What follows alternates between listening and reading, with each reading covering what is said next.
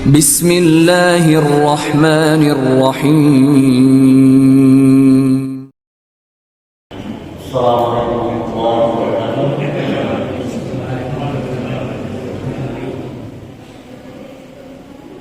Alhamdulillah alladzi syara'a bika amran yutimmu ni'matahu wa dinahu asyhadu an la ilaha illallah wa asyhadu anna Muhammadan rasulullah. Allahumma shalli ala Muhammad wa ala ali washabihi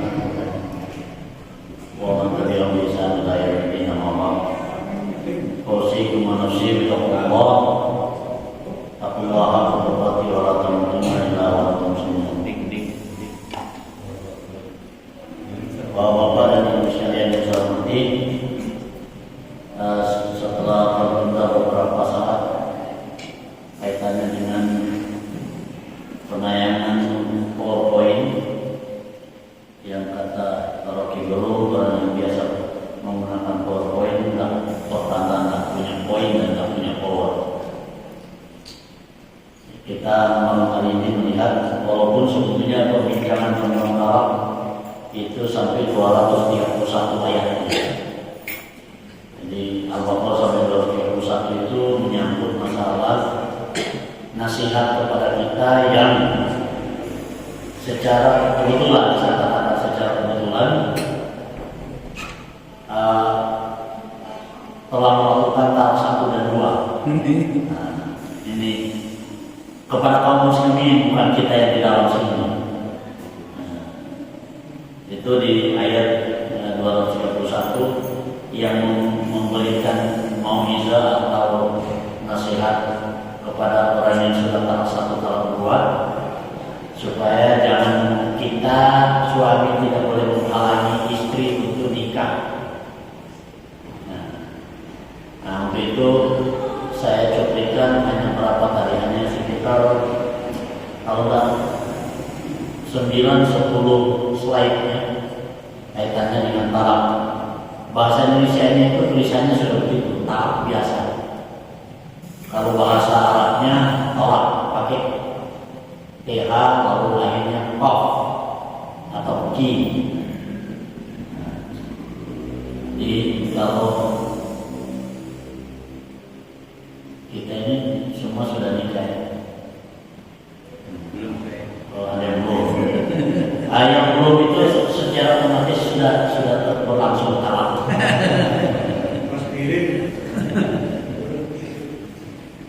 Nah ini talak menurut bahasa saya istilah. Ini ulangannya saja supaya cepat-cepat. Lepasnya ikatan pernikahan dengan lafaz talak. Talak itu saya beri warna merah karena memang harus begitu. Insya Allah pertemuan kita sebulan lampau, 4 minggu lampau sudah saya sampaikan, yaitu talak. Jadi bukan hanya perceraian ikatan biasa, tapi karena memang harus mengandung unsur yang sangat jelas itu. Walaupun bentuknya nanti berbeda, ada yang memang sorek, ada yang kinayah. Jadi lepasnya ikatan pernikahan dengan lafaz talak. Nah, kalau yang tidak nikah, itu talak terus. Ini yang pakai nikah. Kemudian hukumnya, maaf kalau tidak, hukum asalnya itu makruh.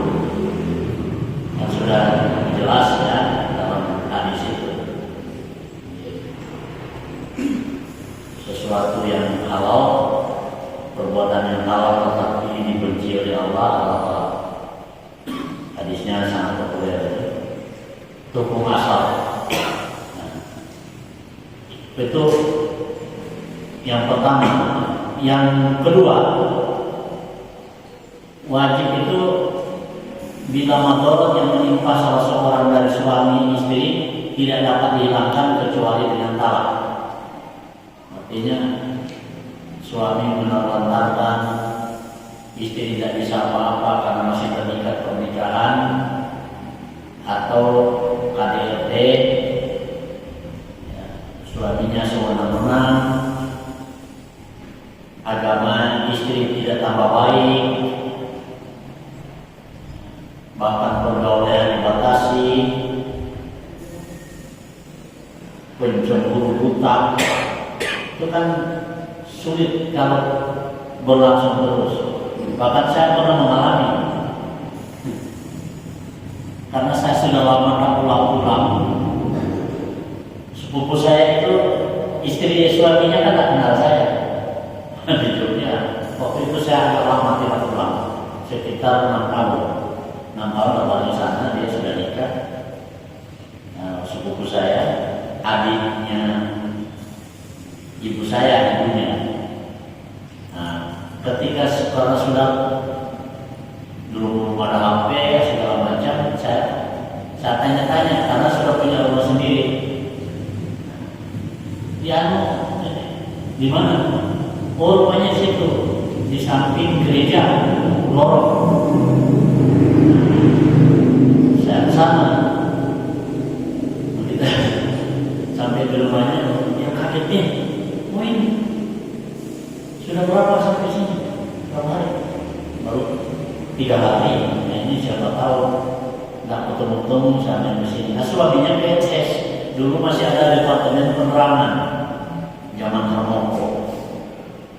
Nah, dia suaminya di departemen penerangan.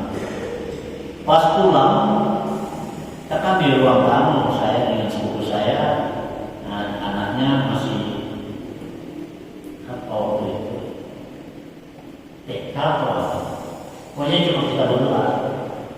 Nah, begitu dia datang, assalamualaikum, salahnya sepupu saya tidak diperkenalkan siapa ini. Saya tidak diperkenalkan, cuma begitu masuk.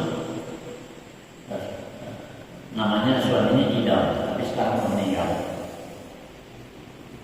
Saya sudah tahu nama suaminya. Saya nemuin. Masuk ke kamar tak keluar-keluar. Nah, untung suaminya mengerti. Oh ini, istrinya mengerti suaminya ini cemburu, dia ada tamu kan. Terus istrinya ini, sepupu saya ini masuk memberitahu, itu mungkin yang dari Jogja. Baru dia keluar. Kemudian terus salaman. Sudah berapa tahun tak pulang? Nah, saya belum pernah kenal. Nah, itu namanya cemburu buta. Itu susah itu. Apalagi dunia sekarang ini. Salah satu penyebabnya mungkin perlu dibanting-banting juga itu HP itu. Nah, siapa tahu ada orang yang mengirim WA. Pastor itu saling ganti bantuan sing nom. Nah, sing nom kok sing tuwa. Yang belum santun tunggu minumnya soalnya.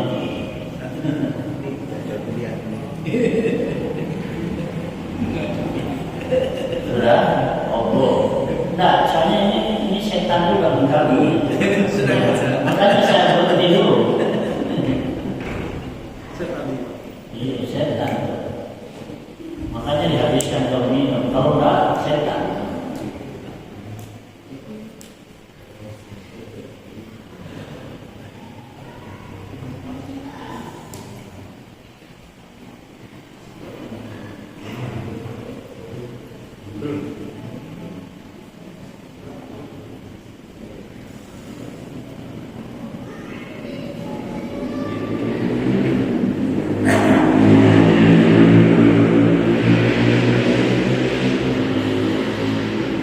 Masih ada di luar yang mau dimasukkan? Oh banyak, makanya kita lama. Sekarang ini mengganggu ini soalnya. Tenang saja, enggak. Nah, jangan. Cukupkan saja.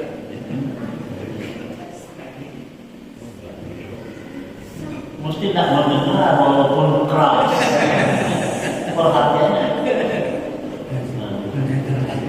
Kemana orang lagi? Saya kopi rasa dulu. Nah, nggak usah cetak. Nah,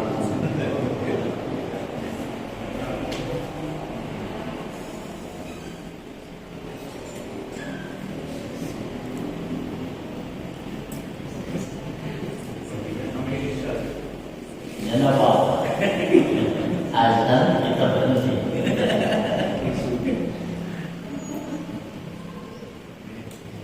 Kalau berani masih lebih putar lagi.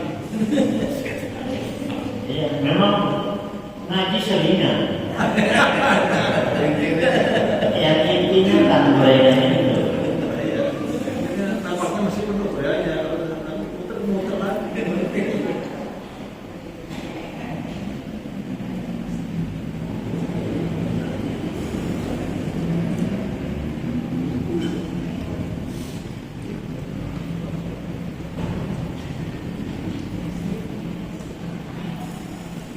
Pak Yusuf nanti banyak-banyak supaya tak ada yang putar lagi. Ya baik bapak-bapak dan ibu sekalian, jadi ada yang wajib itu menghindari madorot. Artinya apa? Tidak ada jalan lain yang menyelamatkan madorot itu atau yang menghilangkan dan mendorong madorot itu kecuali cerai. Jadi cerai itu ibaratnya jalan emergency exit. Di pesawat itu kan emergency exit itu tinggal narik window dari atas itu, atau dipecahkan kacanya. Untuk memecahkan kaca pesawat itu kan disediakan juga alat pemecahnya itu di depan. Itu kalau sudah darurat boleh.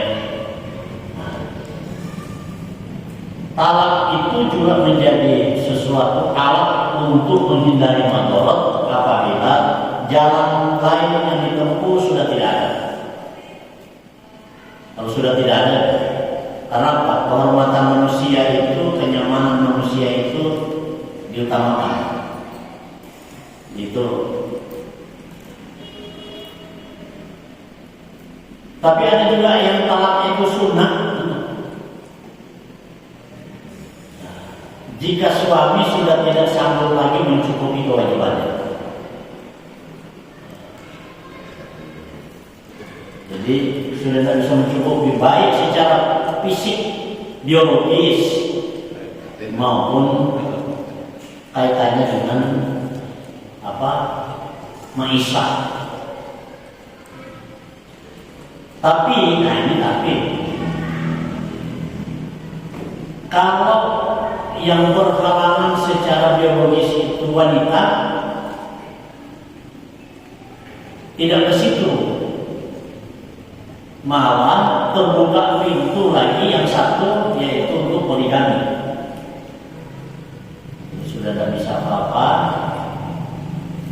sementara suaminya masih apa tadi?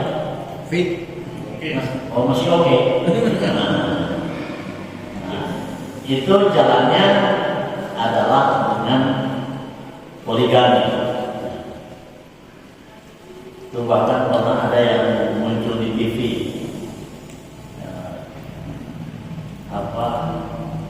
Istri itu kalau nggak RCTI Indosiar ada dialog. Istrinya itu meminta supaya suaminya itu nikah lagi. Diajak suaminya itu memilih wanita yang dia pilih, yaitu wanita soleha. Jadi dia berjanji terhadap dua wanita supaya mau nikah dengan suaminya. Suaminya dibawa, tapi suaminya mungkin masih memendam rasa belas kasihan kepada istrinya, menolak, nggak usah. Karena apa? Istrinya sudah tak sanggup memberi nafkah zahirnya, nafkah lahirnya. Tapi kalau ini suami sudah tidak sanggup lagi mencukupi kewajibannya, segala bentuk kewajibannya sudah tidak ada, maka itu lebih utama. Jadi sunnah itu dimaknai lebih utama karena ada kasus di zaman Rasulullah. Tapi ada juga yang haram. Bercerai itu haram bila madarat yang ditimbulkan jauh lebih besar, khususnya terhadap kedua belah pihak dan anaknya tentunya. Anaknya masih kecil-kecil, ada berapa? Ya bukan masalah rezekinya ya, bukan masalah rezekinya. Walaupun rezeki itu juga jadi pertimbangan, tetapi yang penting adalah kasih sayang. Soal kasih sayang itu kan tidak bisa diwujudkan dengan uang. Jadi, kasih sayang tidak bisa diwujudkan pakai rupiah. Ya kita ini semua sudah kalau Ikhwan belum seberapa lama. Ya kalau orang-orang tua yang sudah yang lewat dari si Ikhwan ini, itu kalau pulang capek sudah ada lagi, berhenti lagi.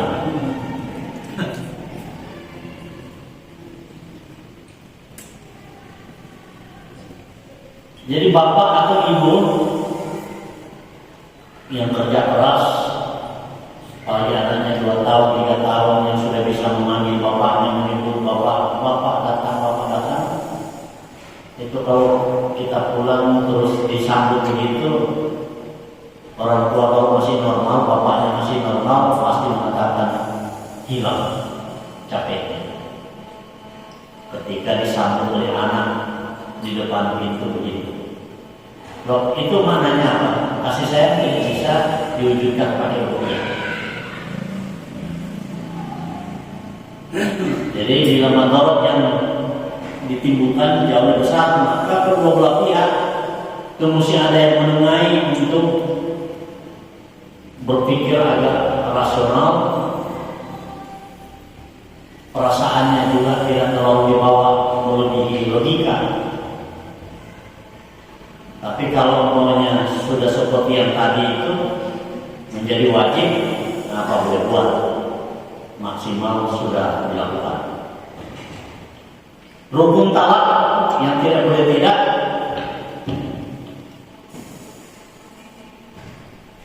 suami yang mukallaf yang diberi buat kewajiban syariat, yaitu apa? Suami yang balik, berakal dan mampu.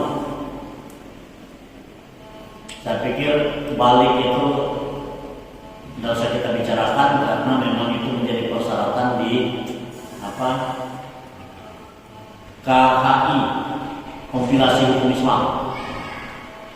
Tetapi berakal ini, maka talak itu tidak boleh dijatuhkan dalam posisi suami mabuk, itu tidak boleh dihitung karena akalnya hilang. Atau mengigau, apa bahasa Jawanya? Lindur. Karena kecapean lindur, kecapean ngurus PCM rapat diri terus ngomong.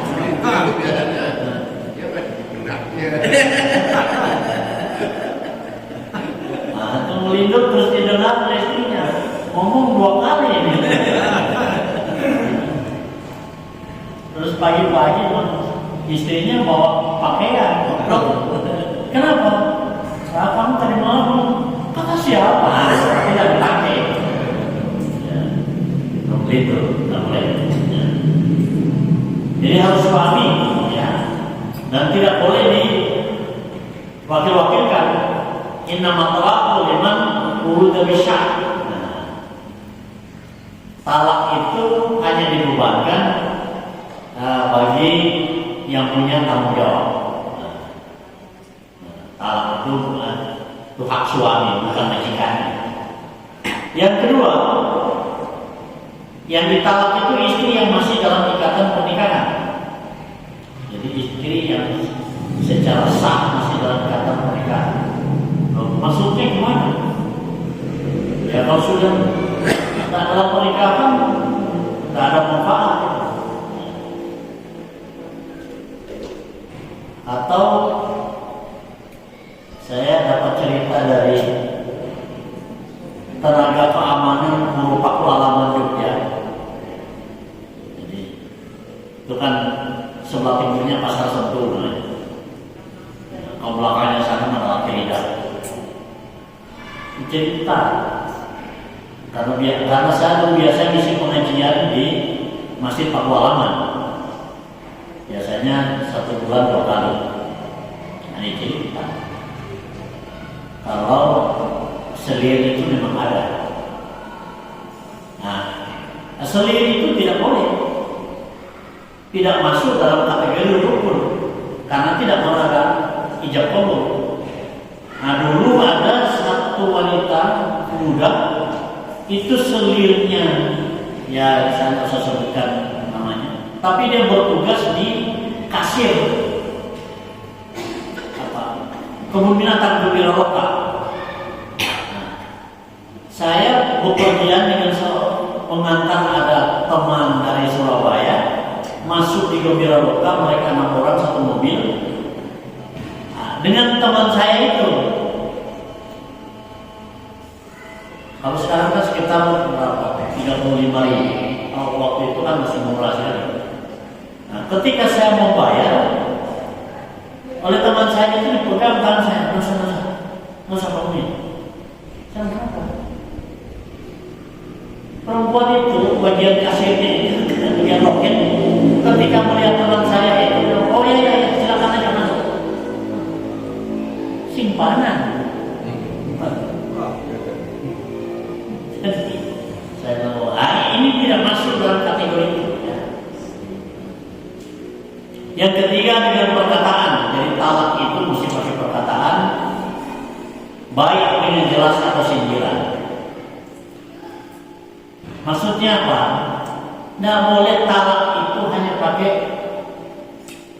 isyarat badan. Kalau menurut bahasa orang pintar, body language itu tidak boleh. Nah, itu tidak boleh.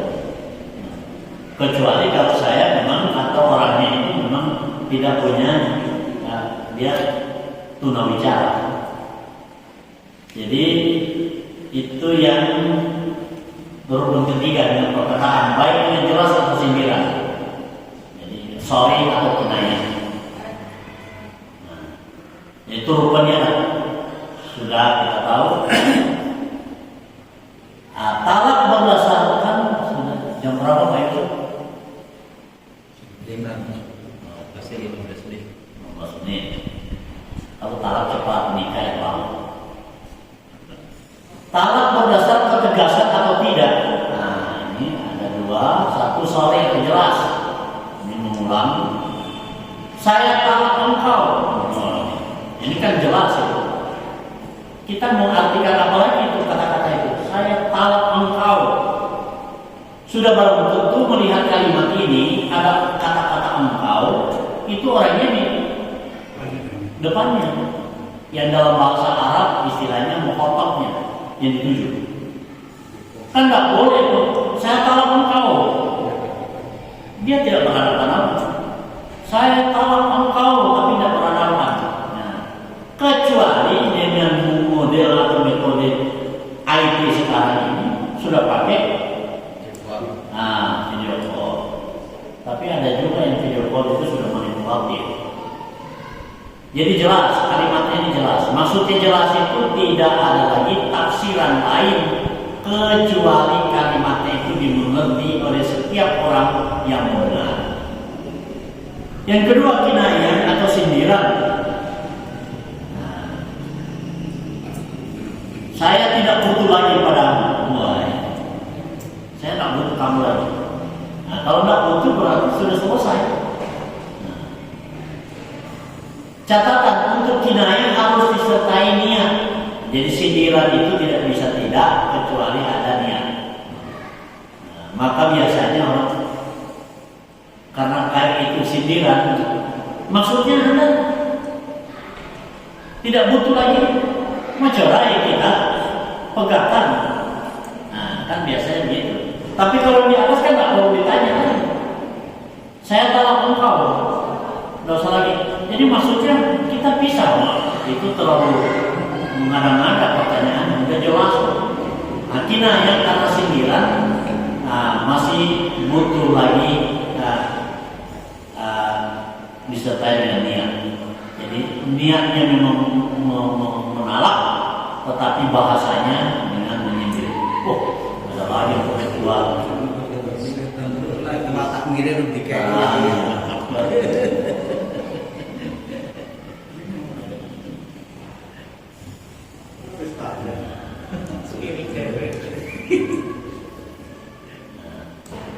sekarang talak berdasarkan jumlah.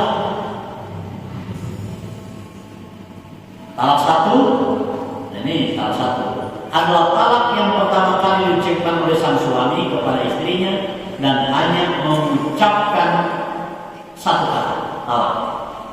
Nah, artinya satu kali, saya talak kau, nah selesai, itu talak satu.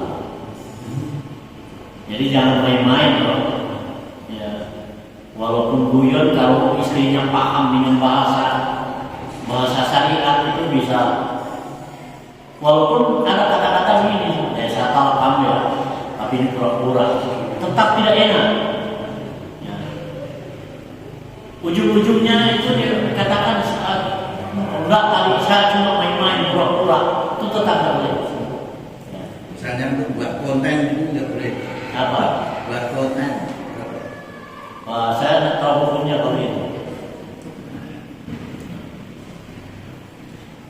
Sebab karena ini bahasa syariat, maka kita tidak boleh bermain-main dengan bahasa syariat. Terus satu, ya, talak dua sama saja, mengucapkan talak yang oleh suami pada istrinya yang kedua kalinya. Jadi, pertama saya talak kamu ya, itu aku talak satu, tapi kalau dia menyebutkan kedua kalinya talak dua. Atau bisa juga pertama kali diucapkan tapi langsung dengan menalak dua. Misalnya engkau saya talak dengan talak dua, nah itu jatuh talak dua. Nah kita teruskan talak tiga, merupakan talak yang diucapkan oleh suami kepada istrinya yang ketiga kali. Atau bisa juga pertama kali diucapkan tetapi langsung dengan menalak tiga. Misalnya adalah engkau saya talak dengan talak tiga. Jadi sama dengan talak dua.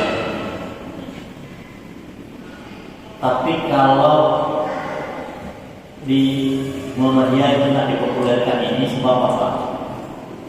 Kenapa talak? Itu masuknya kan di situ atau hikmah usulnya di situ. Kenapa talak satu itu atau talak satu kali, talak dua di dua tempat, talak tiga itu tiga kali di tiga tempat, tidak dengan satu kali ucapan tiga. Apa maknanya? Ada tenggang waktu antara suami istri itu untuk berpikir. Tapi kalau talak tiga langsung sekali kan tidak ada jeda. Sudah baik, tidak boleh lagi. Jadi kita seolah-olah bermain-main dengan hukum pernikahan itu. Jadi bagaimana bisa talak satu? Kenapa ada masa iddah itu diberikan untuk berpikir, untuk merenung, untuk memperbaiki kehilapan sehingga timbulnya ketegangan. Tapi kalau langsung talak tiga selesai. Apalagi sebelum talak mengucapkan tempeleng dulu. Nah ini lain lagi. Itu istri kalau sudah ditempeleng, ditendang lagi, itu walaupun talak satu dia bilang bye-bye, nah selesai. Karena merasa. Tapi walaupun secara syariat belum. Ya, baik, teruskan. Talak ditinjau boleh tidaknya rujuk. Ini satu, talak raj'i.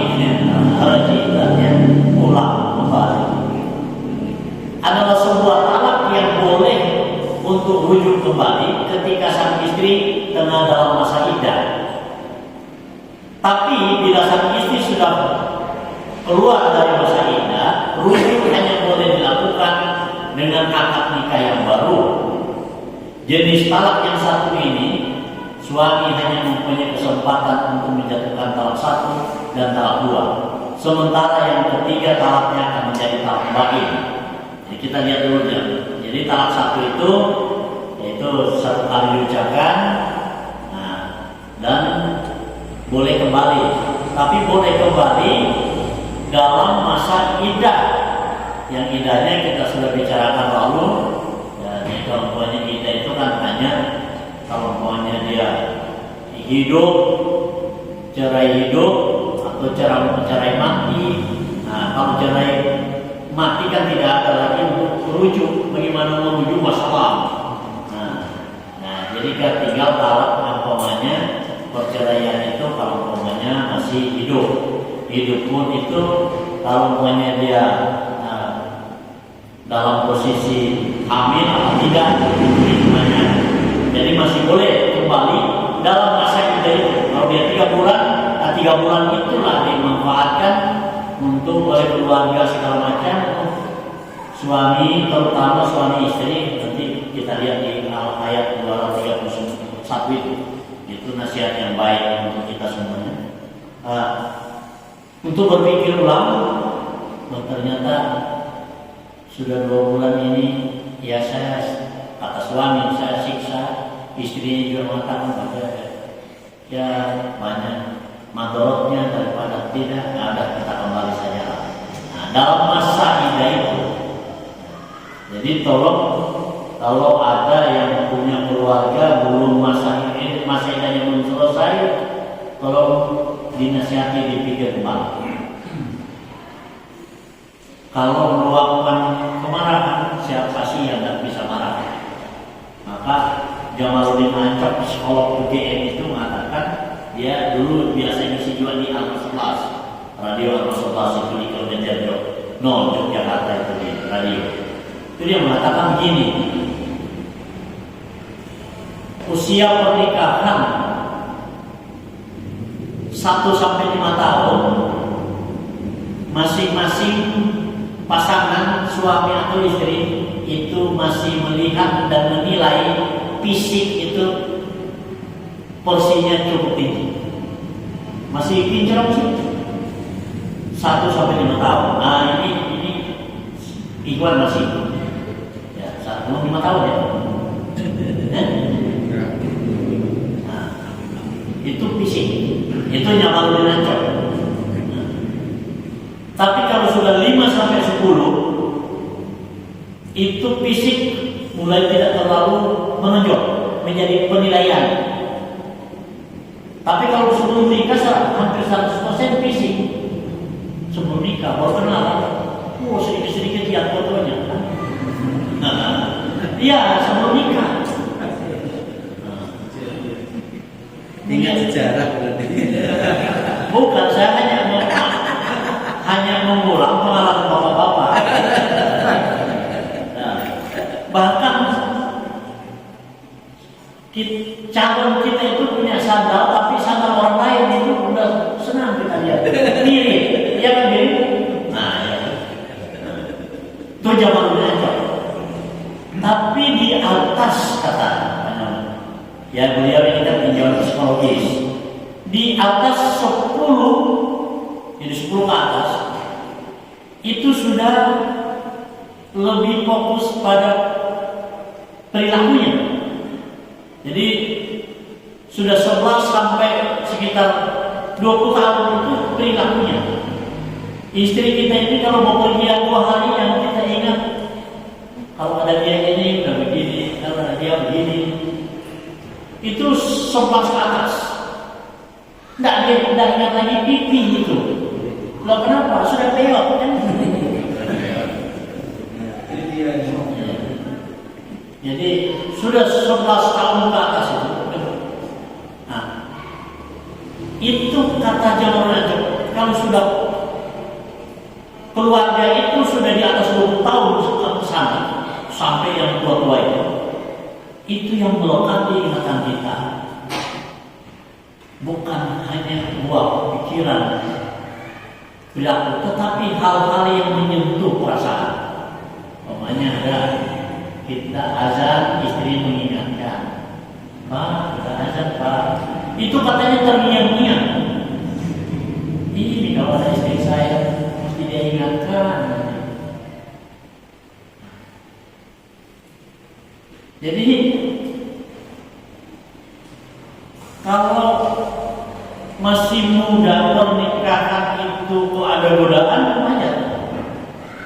Wajar, masih normal, tapi mesti ada garis demarkasinya supaya kita kembali. Jadi kalau ada ya, dinasihatilah, nah, jangan terlalu membawa perasaan, nah, kecuali kalau fatal, betul. Nah, jadi hanya boleh kembali. Kemudian ini satu saja. Talak yang kedua, talak bain. Ini kan kaitannya dengan kembali atau tidak. Talak bain terbagi menjadi dua bagian. Yang pertama, bain sugro. Sugro itu kan kecil. Sagir jadi sugro. Kalau perempuan yang muannasnya, kalau mudzakarnya sagir, perempuannya sugro. Adalah talak yang hilangnya kepemilikan mantan suami kepada sang istri. Tetapi dibolehkan mantan suami untuk melakukan rujuk dengan akad nikah yang baru. Nah, itu tadi. Nah, saya selesaikan yang kedua saja. Sudah azan. Jadi boleh kembali. Nah, tapi sudah melakukan talak akad nikah baru. Ikrar baru lagi. Kemudian yang kedua adalah yang kubro, kabirun mudzakkar, muannasnya kubro. Adalah talak di mana mantan suami tidak boleh rujuk kecuali bila mantan istrinya pernah menikah dengan laki-laki lain, serta sudah digauli, kemudian diceraikan oleh suami yang baru, lalu suami yang pertama boleh meminta untuk rujuk kembali. Nah, jadi itu boleh. Kalau umpamanya yang sugro ini biasanya dikenal orang dalam istilah fikih lagi, harus ada muhalil, penyelah. Muhalil itu halala yuhalil itu artinya menyela-nyelai. Jadi A dan B tidak boleh kembali kecuali yang B perempuannya itu sudah pernah menikah. Nah, maka yang lalu kita bahas kalau itu menjadi persyaratan, hendaklah persyaratan itu normal dalam artian tidak ada rekayasa. Jadi tidak boleh menyuruh orang lain nikahi secara hukum supaya boleh saya nikah, tapi setelah itu kamu cerai. Nah, setelah itu kamu cerai, baru supaya saya boleh nikah lagi. Dan ini dibayar dan bahkan diancam. Tapi kamu tidak boleh kumpul sama istri. Kamu cuma nikah aja. Setelah itu udah saya ganti. Nah, itu tidak boleh. Ya. Bukan. Nah, kemudian suami boleh meminta untuk rujuk kembali. Nah, kira-kira itu pas waktunya. Mudah-mudahan ada manfaat. Nanti kita lanjutkan lagi implikasi dari perceraian yang akan dipersulit. Nanti kita pada pertemuan yang akan datang mudah-mudahan sehat. Billahi taufiq wal hidayah. Wassalamualaikum warahmatullahi wabarakatuh.